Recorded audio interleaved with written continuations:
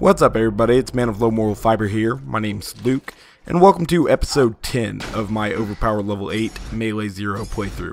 The last episode concluded with me fighting my way through Angel's Core after the bunker fight, and then Lilith was abducted, and now Mordecai wants us to go gather information about the Vault's location and Lilith's location out at the Hyperion Info Stockade. And so he sent us out towards the Iridium Blight so we can eventually head on over towards the Info Stockade. Obviously, the Dust is quite a large map and you will have to drive all the way across it. I recommend getting the Catapult Technical because it is the fastest of any vehicle. It seems kind of illogical that the Bandit Technicals are faster than the Light Runners. However, they are, for whatever reason. And the Catapult Technical is even faster than the Saw Blade Technical. So that's pretty counterintuitive there, but it's something that, is important to know, especially if you're trying to complete some of those timed missions like the God-Awful Death Race and Arms Dealing out in the Highlands. Arms Dealing is a lot more fun than the Death Race. Arms Dealing kind of has a strategy to it that you can figure out and make it kind of easy on yourself. Whereas the Death Race is just asinine. I don't think there should ever be a racing mechanic in any Borderlands game. Definitely a bad move in my opinion. However, that's not what we're dealing with right now. We're dealing with trying to get towards the Info Stockade. Man, I'll hate on the Death Race at, given any opportunity. I hate that mission.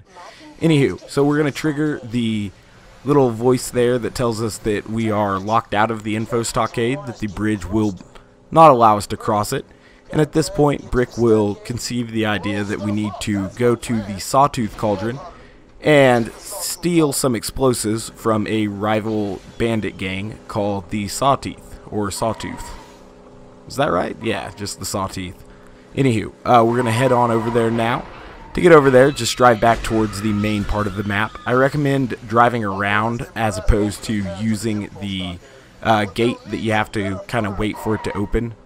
I just think it's a little bit quicker to go the longer distance around because you don't have to stop that way. And I noticed it's usually a little bit quicker. I haven't timed the two ways or anything, but that's just what I think. Anywho, we're using some grenade jumps now so we can start heading into the Sawtooth Cavern kind of sub base here called the what did he call it? The Guano Grotto. There we go. And there's a lot of enemies down here and just as many damn barrels. Those barrels are a lot tougher than the enemies, save for the rocket enemies because it is close quarters down here.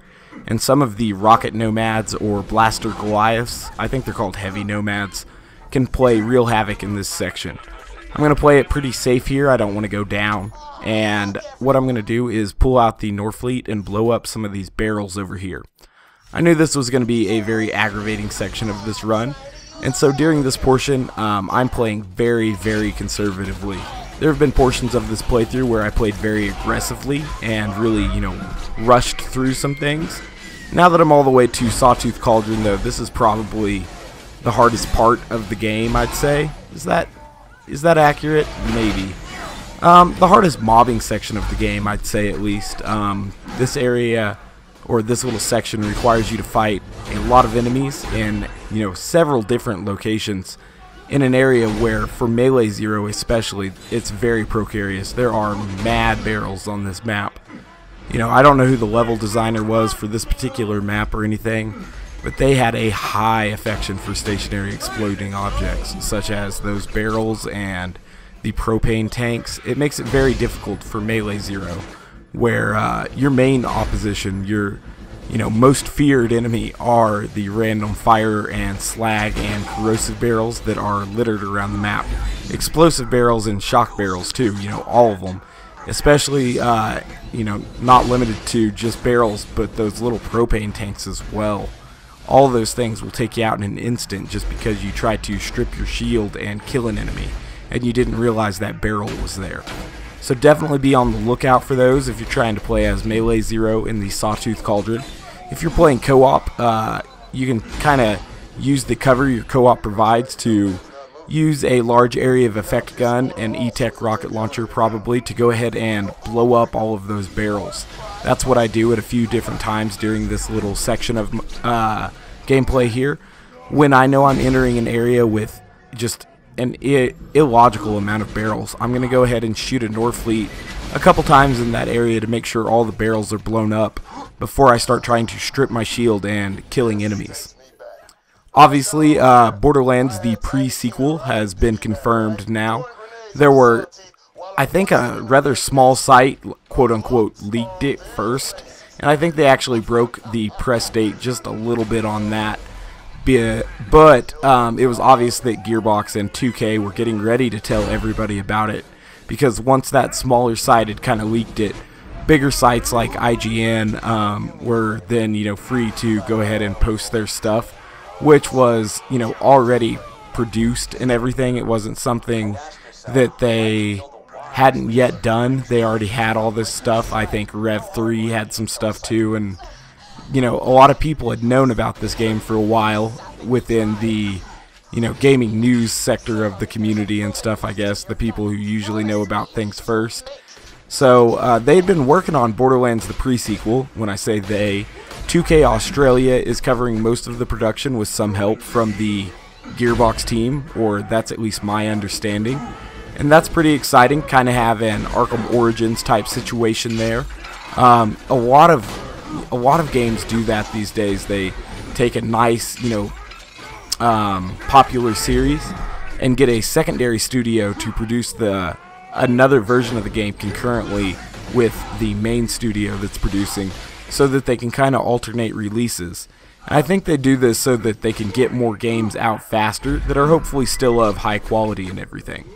Arkham Origins was a game that I played recently that did this. The first two, Asylum and City, were produced by Rocksteady Studios, I believe they're called. And then the next one was done by a studio out of Canada or something, like, one of their sister studios as far as the publisher goes. And Origins was a good game, don't get me wrong. I thoroughly enjoyed it. The story was interesting. The gameplay was interesting. Some of the boss battles were cool. Some of them were a little bit lame. However, the game as a whole was not as good as City. There were a lot of glitches in it, and that kind of bothered me a little bit. Maybe it's because I was playing it like the week and the day that it came out, and I had actually waited to play Asylum and City for a while, that maybe the patches had actually come through on City and Asylum before I had actually played or experienced any glitches on it. So that's something that could be wrong, but also just Origins was a little bit lesser of an experience than City was. And I'm not saying I expect the pre-sequel to be, not as good as Borderlands 2, but it's something I, look forward to seeing how it plays out and everything. I understand that the, Gearbox Borderlands 2 team has worked hand in hand with some aspects of the production of this Borderlands the pre-sequel, and I'm very excited for it. I think it's going to turn out well. I think it'll be a little bit different than Borderlands 2, but hopefully just as good a game. That's what I'm thinking will turn out, at least. There are, quite a few things that could have been done better in this game. Obviously, there's always room for improvement in almost any game. But also, there are several things that are very, very counterintuitive about Borderlands. Or not just counterintuitive. Counterintuitive things aren't bad. What I was looking for there, like head scratcher things. Like, for example, why are the barrels harder than the enemies? That's something that kind of puzzles me. And so like with Borderlands 2, I felt like there was a lot of things that could be improved, and I'm interested to see how a different studio will approach some of the problems that have plagued both Borderlands 1 and Borderlands 2. And it'll be interesting to see how many of the weapons and mechanics actually transfer in to the pre-sequel. From some of the footage we've seen, some of the weapons are, carried over. Obviously, there's new weapons too. There's an ice element and laser guns and some other stuff as well.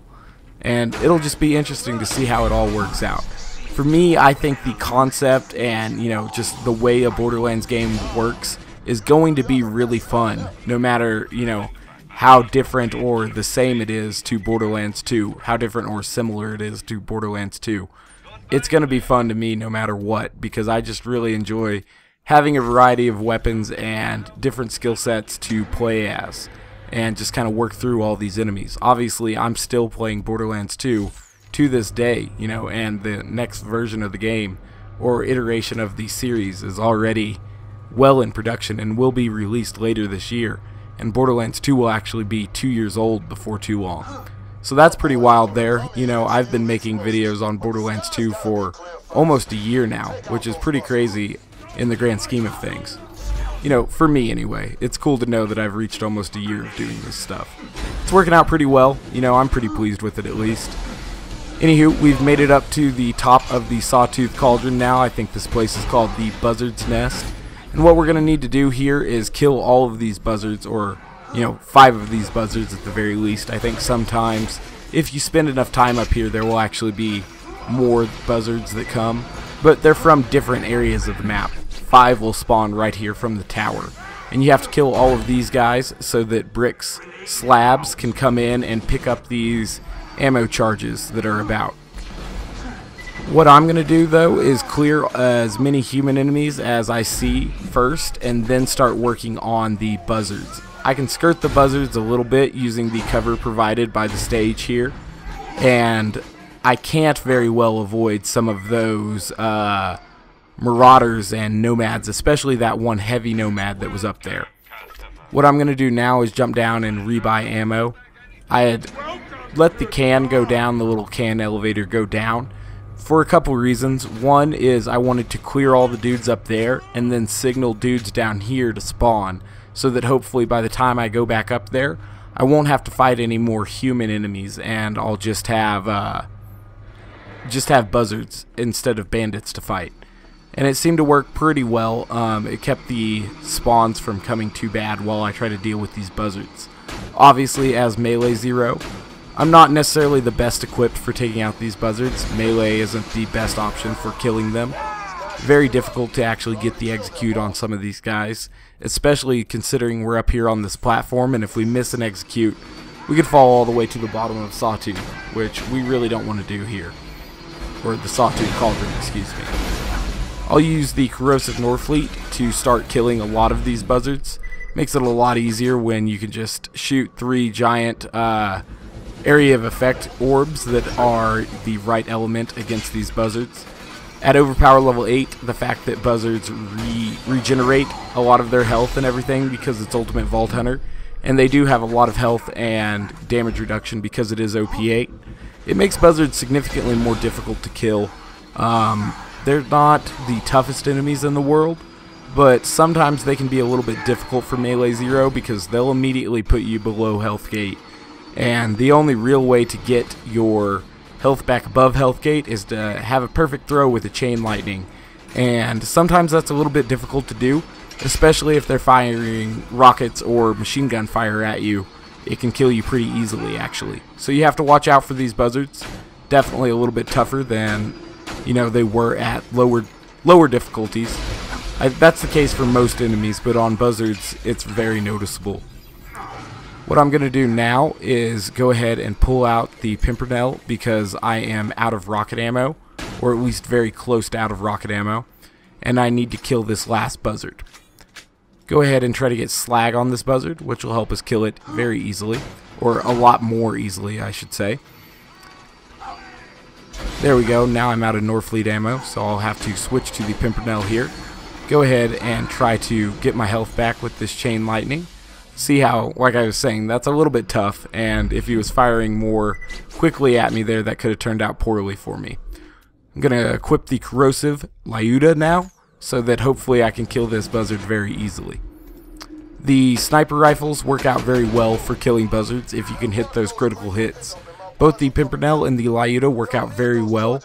The spread on both of them, the Lyuda in that X plane, depending on exactly how far you are from a buzzard, can work out really well, where the side bullets kind of hit the 2 gyro engines or gyro propellers on the buzzard and work out for like a double critical hit.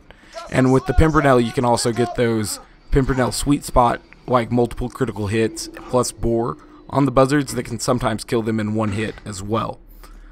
We're nearing the end of this video now. This was one of the tougher sections of the game thus far, definitely, and I was definitely getting kind of nervous playing through some of this. I do appreciate you guys watching, and I very much thank you for that. If you haven't yet taken the time to subscribe, please do so. That would help me out as well. Now that we have tagged all the boxes, I'm going to go ahead and do a grenade jump off the buzzard's nest here, because there are going to be some enemies down there that I just kind of want to jump past, and it will help me to use the grenade jump. Excuse me, I was a little bit late at night. I had been out a little late tonight. I apologize if the commentary was a little bit raspy. Anywho, I will be heading back towards the Iridium Blight now, and on to the info stockade in the next episode. Hope to catch you then, guys, and I'll see you later. Bye, guys.